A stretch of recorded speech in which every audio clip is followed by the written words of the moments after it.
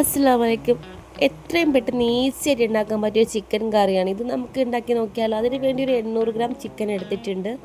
അതിലോട്ട് 1.5 ടീസ്പൂൺ മുളക് പൊടി, അതേപോലെ 1/2 ടീസ്പൂൺ മഞ്ഞൾപ്പൊടി.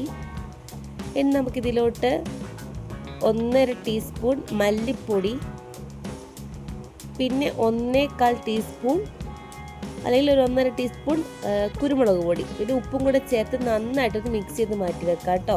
അപ്പോൾ നിങ്ങൾ ചിക്കൻ കറി ഉണ്ടാക്കാൻ തുടങ്ങുമ്പോൾ തന്നെ ഇത് ആദ്യം ചെയ്ത് അവിടെ വെക്കണം. കാരണം നമ്മുടെ ചിക്കനിൽ ഈ ഒരു മസാല നന്നായിട്ട് പിടിക്കണം.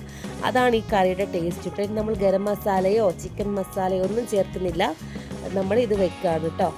ഇതിപ്പോൾ ഇതുപോലെ നന്നായിട്ട് മിക്സ് ചെയ്ത് വെച്ചിട്ടുണ്ട്, കണ്ടില്ലേ. അപ്പോൾ നന്നായിട്ട് മിക്സ് ചെയ്ത് വരട്ടെ. നമുക്കിത് മൂടി വെക്കാം. ഇനി നമുക്കിതിലോട്ട് ഒരു 1.5 സവാള, അതേപോലെ ഒരു തക്കാളി, 2 പച്ചമുളക്, ഇഞ്ചി, വെളുത്തുള്ളി അതെല്ലാം നന്നായിട്ട് കട്ട് ചെയ്ത് മാറ്റി വെക്കാം കേട്ടോ. അപ്പോൾ എരിവിനനുസരിച്ച് നിങ്ങൾക്ക് കൂട്ടുകയും കുറയ്ക്കുകയൊക്കെ ചെയ്യാം. അപ്പോൾ ഞാൻ എൻ്റെ എരിവിനാണ് ഈ ഒരു 2 പച്ചമുളക് എടുത്തത്. അപ്പോൾ നമുക്കിത് വെളിച്ചെണ്ണയിൽ ഉണ്ടാക്കാം, സൺഫ്ലവർ ഓയിലും ഉണ്ടാക്കട്ടെ. ഞാനിപ്പോൾ വെളിച്ചെണ്ണയിലാണ് ഉണ്ടാക്കുന്നത്. ഇനി നമുക്കിതിലോട്ട് കറുവപ്പട്ട, ഗ്രാമ്പു, ഏലക്ക, സ്റ്റാറിൻ്റെ ചെറിയൊരു കഷ്ണം അതെല്ലാം കൂടി ഇട്ടിട്ട് നമുക്ക് ഇതൊന്ന് ചൂടാക്കിയെടുക്കാം. ഇനി നമുക്കിതിലോട്ട് കട്ട് ചെയ്ത് വെച്ച തക്കാളിയും വെളുത്തുള്ളിയും ഇതൊക്കെ ചേർത്ത് കൊടുത്തിട്ട് ഉപ്പ് ഇട്ട് കൊടുക്കുന്നുണ്ട് കേട്ടോ. നിങ്ങൾ ആദ്യം നമ്മൾ ചിക്കനിൽ ഉപ്പിട്ടിട്ടുണ്ട്, അപ്പോൾ ഇതിലൊന്ന് വാടാൻ വേണ്ടി ഉപ്പിട്ട് കൊടുക്കണേ. അപ്പോൾ നിങ്ങൾ നോക്കിയിട്ട് ചെയ്ത് കൊടുക്കാം. ഇനി നമുക്കിതിലോട്ട് ഒരു ഉപ്പും കൂടി ഇട്ടതിന് ശേഷം നമുക്കൊരു വിസിൽ ഇതൊന്ന് വേവിച്ചെടുക്കണം. ഈ മസാലയൊക്കെ നന്നായിട്ടൊന്ന് വെന്ത് വരണം. ചിക്കൻ ഇപ്പോൾ ഇടേണ്ട ആവശ്യമില്ല കേട്ടോ. അപ്പോൾ നിങ്ങൾക്ക് അടിയിൽ പിടിക്കുന്നുള്ള പേടിയുണ്ടെങ്കിൽ ഒരു 1/4 ഗ്ലാസ് വെള്ളത്തിൽ ഒഴിച്ചെടുക്കും, ചൂടുവെള്ളം. അപ്പോൾ അടിയിലൊന്ന് പിടിക്കാൻ നമുക്ക് കിട്ടും കേട്ടോ. അപ്പോൾ ഇത് ഞാൻ ഒരു പീസിൽ ഇവിടെ വെയിറ്റ് ചെയ്യുകയാണ്. അപ്പോൾ ഇതായിട്ടുണ്ട്.